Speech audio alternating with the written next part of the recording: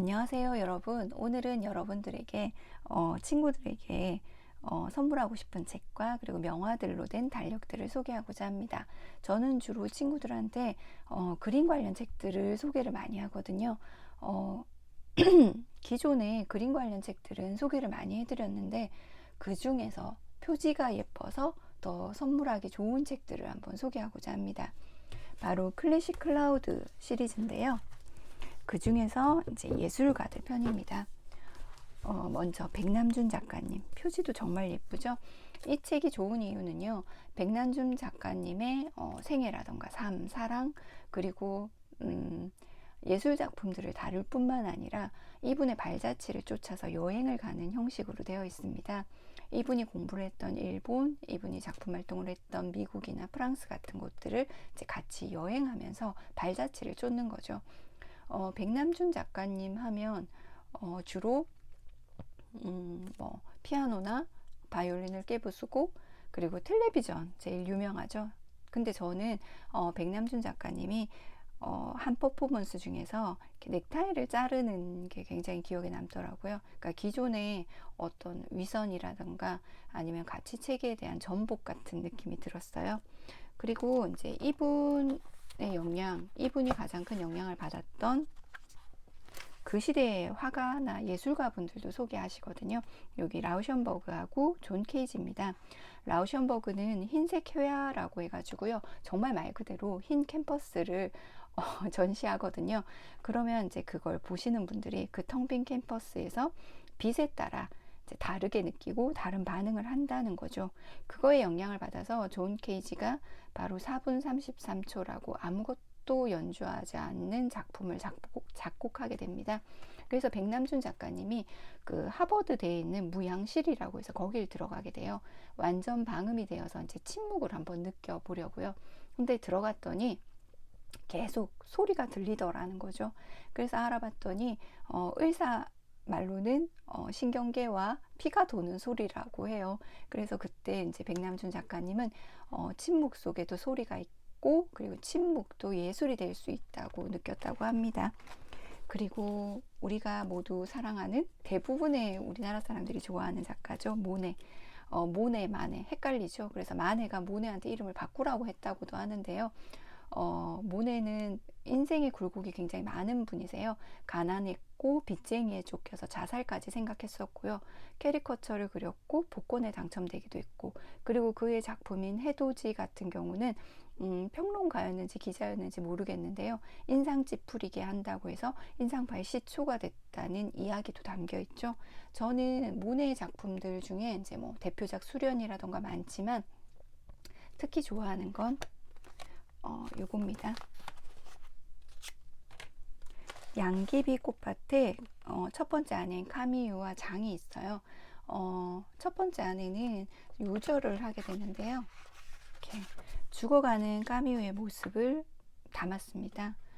지독한 화가라는 생각도 들지만 또 마지막 순간까지 아내의 모습을 남기고 싶어 했다라고 생각할 수도 있지 않을까라는 생각이 들어요. 그리고 그의 어린 아들 장, 귀엽죠. 양산 쓴 여인이라고 유명한 그림이죠. 거기에 보면 양산 쓴 여인을 굉장히 여러 장을 그렸는데요. 그 중에서 아이와 함께 있는 양산 쓴 여인이 바로 까미우입니다. 그래서 이렇게 모네 발자취를 따라가면서 그 시대의 인상파 화가들 이야기도 들을 수 있답니다. 그리고 뭉크죠. 죽음, 어린 시절부터 죽음, 공포 이런 것들에 쌓여서 살아갔죠. 사랑에도 실패했고요. 젊은 날에 뭉크인데 잘생겼습니다. 워낙 유명하죠. 작품들이. 저는 그 중에서 요 그림 좋아하는데요. 사랑에 실패하고 그린 그림 이별이에요. 굉장히 괴로워하고요. 뭔가 남은 찌꺼기 같은 거라고 하나요? 그러니까 단념하지 못하는 이별의 그 슬픔이나 그런 것들, 끈적함 같은 게 느껴져서 좋았고요. 그리고 요즘 제가 좋아하는 그림은 요겁니다. 말년에 뭉크가 그린 그림이고요. 여기에 보는 시계는 시간의 이제 소멸이죠. 이제 내 시간은 끝났다는 것. 그리고 침대는 죽음을 의미한다고 합니다. 뭉크의 그림이고요. 뭉크의 삶에 대해서도 알 수 있고, 그리고 덤으로 이제 뭉크와 함께 뭉크의 삶을 쫓아서 여행도 할 수 있습니다. 그리고 드가입니다. 어린 발레리나 화가들을 관음적 시선으로 봤다라는 평가도 있지만, 또 하나는 그 어린 발레리나들을 향한 그 소위 신사들의 그런 적나라한 시선을 고발하는 그림이었다라는 평가도 있거든요. 로트렉이 그들과 친구가 됐다면 드가는 그들을 그 적나라하게 세상 사람들에게 알렸다고 해야 되나요? 이분 알고 보면 여성 화가들에게 그림을 가르쳐 주기도 했고요. 나름 츤데레 같은 분입니다. 그 시대 때는 여성들에게 그림을 가르쳐 주는 화가들도 잘 없었다고 하니까요. 이렇게 발레리나들입니다. 네, 있고요.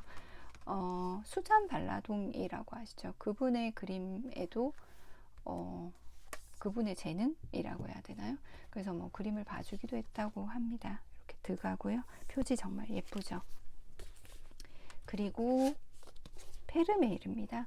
이분 같은 경우는 조금 늦게 알려졌죠. 그리고 지금도 이분 그림은 진짜냐 아니냐 뭐 이렇게 위작이라던가 혹은 다른 작가의 그림인데 페르메이르의 이름을 얹고 있는 건 아닌가 뭐 이런 이야기들이 많이 도는데요.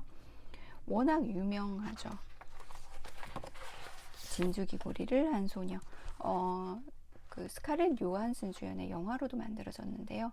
일명 북구의 모나리자라고 합니다. 청아하고 예쁘나요? 근데 정작 저는 이 그림 좋아해요. 우유를 따르고 있는 모습이고요. 그 벽에 있는 못까지도 하나하나 표현이 되고, 빛이 어떻게 들어오는지, 그리고 빛에 가려진 어둠 같은 것도 색깔이 다 다르거든요. 저는 이 그림이 굉장히 마음에 들더라고요. 그리고 이번에는 명화 달력을 소개해 드릴 건데요. 먼저 첫 번째는 알라딘에서 받은 명화 달력이에요. 좀 길쭉하죠. 책으로 대보면 딱 책 넓이에요. 책 넓이 3권 정도 될까요? 주로 계절에 따른 자연 풍경의 그림들이거든요. 겨울에는 눈 그림이 있고요. 뭐 여름에는 이렇게 넘기기 쉽게 되어 있고요. 이렇게 되어 있습니다. 바다 그림도 있고요. 그리고 저는 그 연말이면 달력을 사서 언니들이나 친구에게 선물하기도 하거든요. 뭐 무료로 받는 달력도 많지만 좀 색다르고 예쁜 달력이라고 할까요? 이건 명화 달력은 아닌데 디즈니 빈티지 달력입니다. 앨리스, 미키마우스 이렇게 되어 있고요. A4 용지보다 좀 큰 사이즈고 뒷면에 이렇게 어떤 그림들이 그려져 있는지 이렇게 보입니다. 저는 디즈니 좋아하거든요. 월트 디즈니는 논란의 인물이긴 하지만요. 이렇게 있습니다. 귀엽지 않나요? 이렇게 여기 앞에는 이렇게 나무로 되어 있고요. 이렇게 줄이 달려 있어서 벽에 걸 수 있습니다. 그리고 또 하나는 체코의 국민 화가죠. 바로 알폰소 무아입니다. 베르포크 시대의 파리를 사파와 포스터로 열광시킨 작가이기도 하죠. 철학가이고 사색가이기도 했으며 보석, 실내 디자인 안 건드린 게 없는, 그러나 건드릴 때마다 대박난. 하지만 처음에 그가 파리에 왔을 때는 가난한 젊은 예술가였죠. 그러다가 크리스마스에 인쇄소 일을 하다가 연극 포스터를 맡게 돼요. 그 연극에 참여했던 분이 그 시대 최고의 연기자였던 사라 베르나르, 그분을 여신 포스로 그려주죠. 그러면서 뭐 황궁 12도라던가 사계 시리즈를 하면서 유명해집니다. 훗날은 체코로 돌아가서 민족주의 정신에 입각한 그 슬라브 역사 연작을 하게 됩니다. 이렇게 해서 알폰소 무아고요. 그리고 또 하나는 이제 앙리 마티스입니다. 야수파의 창시자라 그러죠. 강렬한 색채입니다. 너무 예쁘지 않나요? 어릴 적 이렇게 몸이 약했기 때문에 요양을 하다가 어머니가 사주신 그림으로 시작을 했다고 해요.